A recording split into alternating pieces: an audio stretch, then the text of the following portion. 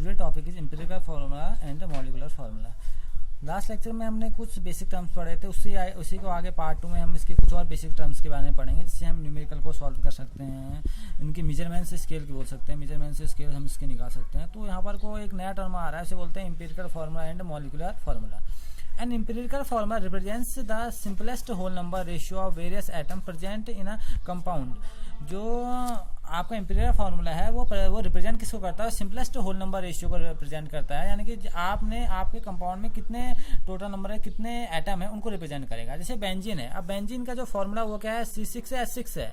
लेकिन अब हम इसका एम्पिरिकल फार्मूला की बात करेंगे तो उसका एम्पिरिकल फार्मूला क्या होगा? सिर्फ CH, क्योंकि किसको दिखाएगा? वेरियस नंबर है, किसको दिखा रहा है? एटम्स को दिखा रहे हैं। तो CH का क्या हो गया? एम्पिरिकल फार्मूला हो गया बेंजीन का, ठीक है।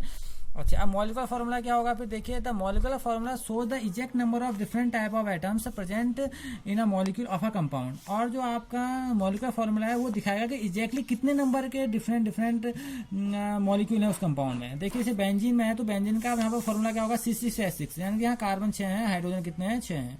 तो अगर आपसे कोई एम्पिरिकल फार्मूला पूछता है तो वो रेशियो दिखाता है आपको वेरियस एटम्स का, और जो आपका मॉलिक्यूलर फार्मूला है वो दिखाएगा कि एग्जैक्ट नंबर के कितने डिफरेंट टाइप के एटम प्रेजेंट हैं उस मॉलिक्यूल में, ठीक है ना। ये आपका क्या होता है? एम्पिरिकल फार्मूला और मॉलिक्यूलर फार्मूला होता है, ठीक है ना। अच्छा, अब हम थोड़ा और इसको सही तरीके से समझे तो हम ये बोल सकते हैं कि जैसे हम कोई एक कॉमन एग्जांपल देख लें। हम एग्जांपल देख लेते हैं एम्पिरिकल फार्मूला, जैसे मैंने बोला CH2Cl। अब देखिए, एम्पिरिकल फार्मूला है, अगर मैं इसका बोलूँगा मॉलिक्यूलर फार्मूला क्या है? अगर हम इसको सपोज के लिए n=2 से हम इसको मल्टीप्लाई कर दें यहाँ पर को, तो क्या होगा? यहाँ पर 2 से मल्टीप्लाई करेंगे तो क्या होगा? C2H4Cl2। तो अब इसमें अलग अलग टाइप के डिफरेंट टाइप के क्या दिख रहे हैं? एटम प्रेजेंट दिख रहे हैं, तो ये बोलेगा इसका मॉलिक्यूलर फार्मूला। वही बेंजीन की तरह जिसका एम्पिरिकल फार्मूला है इसका मॉलिक्यूलर फार्मूला, ओके।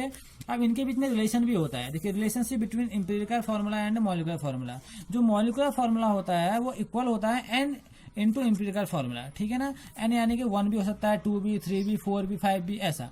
और अगर यहाँ से आपने n फाइंड आउट करना है आपने, तो क्या होगा? Molecular mass upon empirical formula mass, ठीक है। आपका मॉलिक्यूलर मास क्या अपॉन क्या हो गया? एम्पिरिकल फॉर्मूला मास क्या है? वैसे आप क्या यहाँ से क्या निकाल सकते हैं? n फाइंड आउट कर सकते हैं। वैसे फॉर्मूला क्या है? Molecular formula equal to n into empirical formula, okay. जब आपको कभी मॉलिक्यूलर फॉर्मूला आपका निकल जाए तो आप उसे मल्टीप्लाई कर दीजिए जो n नंबर से, जो भी n नंबर आता है उससे। और वो n नंबर कहाँ से कैसे निकलेगा? n आपका निकलेगा molecular mass upon empirical formula mass से निकलेगा, उससे आप इंटू कर दीजिए तो आपको क्या निकल जाएगा? यहाँ से मॉलिक्यूलर फार्मूला और एम्पिरिकल फार्मूला के बीच में आप रिलेशन को ड्राइव कर सकते हैं। इससे आप न्यूमेरिकल बनाइएगा घर में, आपका न्यूमेरिकल का पोर्शन है, तो आपसे इससे न्यूमेरिकल भी इससे सॉल्व कर सकते हैं, एम्पिरिकल फार्मूला और मॉलिक्यूलर फार्मूला वाले, ओके। अब यहाँ पर कोई एक नया टर्म आता है, इसे हम बोलते हैं लिमिटिंग रिएजेंट्स। अब देखो, लिमिटिंग रिएजेंट्स मतलब क्या है, इसको समझते हैं। The reactant which get consumed first और limits the amount of product formed is known as limiting reagents. तो लिमिटिंग रिएजेंट को हमको समझना होगा कि है क्या। जैसे सपोज के लिए आप कोई रिएक्शन करा रहे हैं, आपके पास 2 रिएक्टेंट हैं, माना एक रिएक्टेंट आपका लेसर अमाउंट में और एक आपका एक्सेस अमाउंट में प्रेजेंट है। तो अब क्या होगा? जब ये दोनों क्या करेंगे, 2 रिएक्टेंट आपस में मिलते हैं तो क्या बनाते हैं? प्रोडक्ट बनाते हैं, ओके। अब वही चीज यहाँ पर को लिखा हुआ है, इसको बात को समझना। अब क्या है, जो लेसर अमाउंट में है वो क्या हो जाएगा? कुछ समय बाद रिएक्शन में चलते चलते क्या होगा? उसका अमाउंट क्या होगा? कम होते चले जाएगा, यानी कि कंज्यूम हो जाएगा। अब कंज्यूम हो जाएगा, भले ही जो दूसरा रिएक्टेंट है वो चाहे कितने अमाउंट में क्यों ना हो, अब पहले वाला तो कंज्यूम हो चुका है, यानी कि अब वो अब बचा नहीं है, वो बहुत लेस अमाउंट में बच गया है, बहुत कम बच गया है। तो आगे को जो प्रोडक्ट बनने स्टार्ट होंगे वो कम हो जाएंगे, वो उनकी लिमिट हो जाएगी, वो बंद हो जाएंगे। तो वही कह रहा है, the reactant which get consume first, वो रिएक्टेंट जो पहले कंज्यूम हो जाता है वो क्या कर देता है? जो प्रोडक्ट के अमाउंट पे होता है उसमें लिमिट लगा देता है, यानी कि उससे ज्यादा वो फिर प्रोडक्ट फॉर्म नहीं कर पाएगा, तो उसे बोला जाता है लिमिटिंग रिएजेंट। जैसे आपने 2 सपोज के लिए आपके पास A और B, A+B है और वो बना रहे हैं AB। माना जो आपका A है वो लेस अमाउंट में है और जो B है वो बहुत एक्सेस अमाउंट में है। अब क्या होगा? फर्दर आप रिएक्शन कराते जाएंगे तो क्या होगा? कुछ समय के बाद ये A क्या हो जाएगा? कंज्यूम हो जाएगा, ठीक है ना, यानी कि इसकी अमाउंट क्या हो जाएगी? कम होते चले जाएगी, ठीक है। तो अब ये लेसन अमाउंट में होते जाएगा, कुछ समय के बाद क्या होगा? ये रिएक्शन में पार्टिसिपेट नहीं करेगा क्योंकि अब बहुत कम हो गया है। तो होगा क्या? भले ये कितना ही क्यों ना हो, अब ये बहुत कम हो गया है, लगभग नेग्लिजिबल की ओर जा रहा है, तो क्या होगा? जो प्रोडक्ट बनेंगे वो भी क्या होंगे? लिमिटेड हो जाएंगे। अब प्रोडक्ट बनने बंद हो जाएंगे, यानी कि रिएक्शन आगे को टेक प्लेस नहीं करेगी। इस बात को समझना। तो हम ये बोल सकते हैं कि the reactant which is present in the lesser amount get consumes after some time and after that no further reaction take place whatever be the amount of other reactant present. चाहे दूसरा कितने amount में present क्यों ना हो, भले या पहला वाला क्या हो गया, कम होने लग गया है, तो अब ये आगे की रिएक्शन में टेक प्लेस नहीं कराएगा, आगे की रिएक्शन को फर्दर आगे की ओर नहीं बढ़ाएगा। ठीक है ना। तो हम बोल सकते हैं the reactant which get consumed limits the amount of product. अब ये कंज्यूम हो गया, जिसकी वजह से जो आपके प्रोडक्ट हैं उनकी अमाउंट क्या हो गई है, लिमिट हो गई है। उनकी अमाउंट जो बननी थी, प्रोडक्ट का जो अमाउंट बनना था वो क्या हो गया, लिमिटेड हो गया है, जिसकी वजह से इनको क्या बोला जाता है, लिमिटिंग रिएजेंट बोला जाता है। तो हम बोल सकते हैं the reactant which get consumed limits the amount of product formed and is therefore called a limiting reagent. तो इसको क्या बोला जाएगा, लिमिटिंग रिएजेंट्स बोला जाता है। ओके, अच्छा, अब आता है एक नई चीज जो हम एक नई टर्मोलॉजी पढ़ रहे हैं, हम उसे कहते हैं रिएक्शन इन सॉल्यूशन। अगर आपने सॉल्यूशन के रिएक्शन कराने हैं, ये प्रैक्टिकल केमिस्ट्री में बहुत ज्यादा इंपॉर्टेंट रखता है। देखिए, अब रिएक्शन क्या होती है, जब रिएक्टेंट मिलके क्या बनाते हैं, प्रोडक्ट बनाते हैं। ठीक है ना। अब जब हम सॉल्यूशन की बात कर रहे हैं, हमने पढ़े हैं होमोजीनियस और हेटेरोजीनियस सॉल्यूशन पढ़े हैं, तो अब बात ही निकल के आती है कि वहां पर को उनका कंसंट्रेशन क्या होगा। कंसंट्रेशन मतलब कि अमाउंट कितना प्रेजेंट है, क्योंकि कंसंट्रेशन हमारा क्या है कि वो वहां पर सॉल्यूट के पार्टिकल उस सॉल्यूशन में कितने प्रेजेंट है, उसी की तो बात कर रहे हैं ना। क्योंकि सॉल्यूशन मतलब है क्या, जहां पर सॉल्यूट और सॉल्वेंट मिलते हैं तो क्या बनता है, सॉल्यूशन बनता है। तो अब हम कहेंगे कंसंट्रेशन की बात करेंगे, क्योंकि इन्हें बोला जाता है कंसंट्रेशन टर्म भी बोला जाता है इन्हें। तो अगर हम कह रहे हैं किसी सॉल्यूशन का हमें कंसंट्रेशन पता करना है, तो हमें पता करना पड़ेगा कि उस सॉल्यूशन में कितना सॉल्यूट प्रेजेंट है।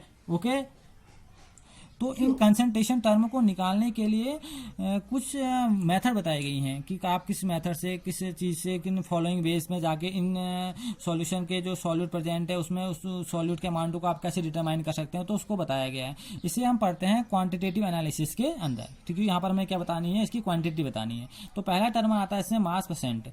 तो mass percent is the mass of solute in gram per 100 gram of solution. देखिए, मास परसेंट ऑफ सॉल्यूट निकालना है। मैंने क्या बोला आपसे, क्योंकि सॉल्यूशन किससे मिलके बनता है, आपका सॉल्यूट प्लस सॉल्वेंट से मिलके बनता है। इससे क्या बनेगा आपका, सॉल्वेंट से क्या मिलेगा, आपका सॉल्यूशन मिलता है।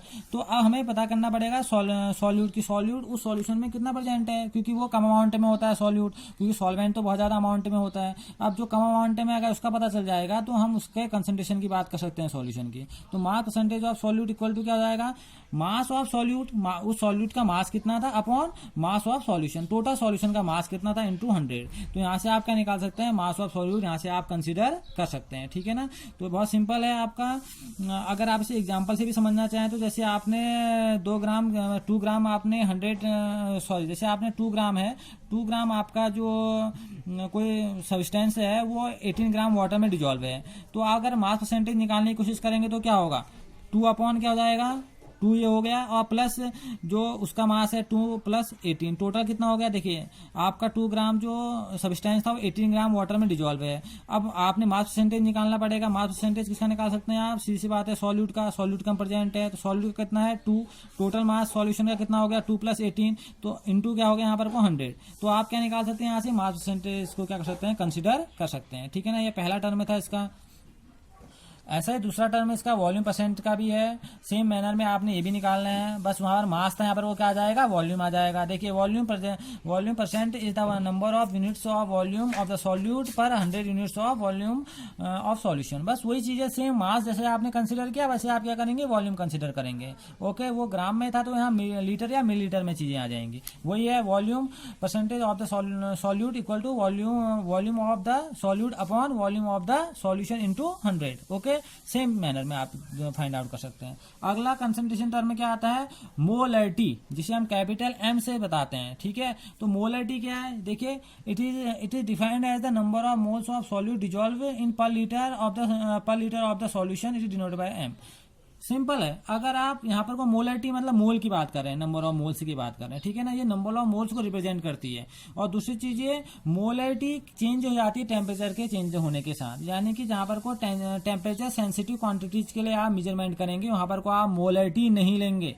अभी एक नया टर्म लेंगे आप, इसे बोला जाता है मोलरिटी, वो लेंगे, क्योंकि ये टेम्परेचर सेंसिटिव क्वांटिटी है। ये टेम्परेचर के साथ क्या हो जाती है, चेंज हो जाती है। वजह जानते हैं क्यों है, क्योंकि ये वॉल्यूम में चल रहा है। देखिए, लीटर में चल रहा है तो होगा क्या, आप देखते हैं जो आपका वॉल्यूम होता है ये क्या होता है, ये टेम्परेचर के साथ क्या हो जाता है, चेंज हो जाता है। तो मोलरिटी क्या है, number of moles of solute upon volume of the solution in litre.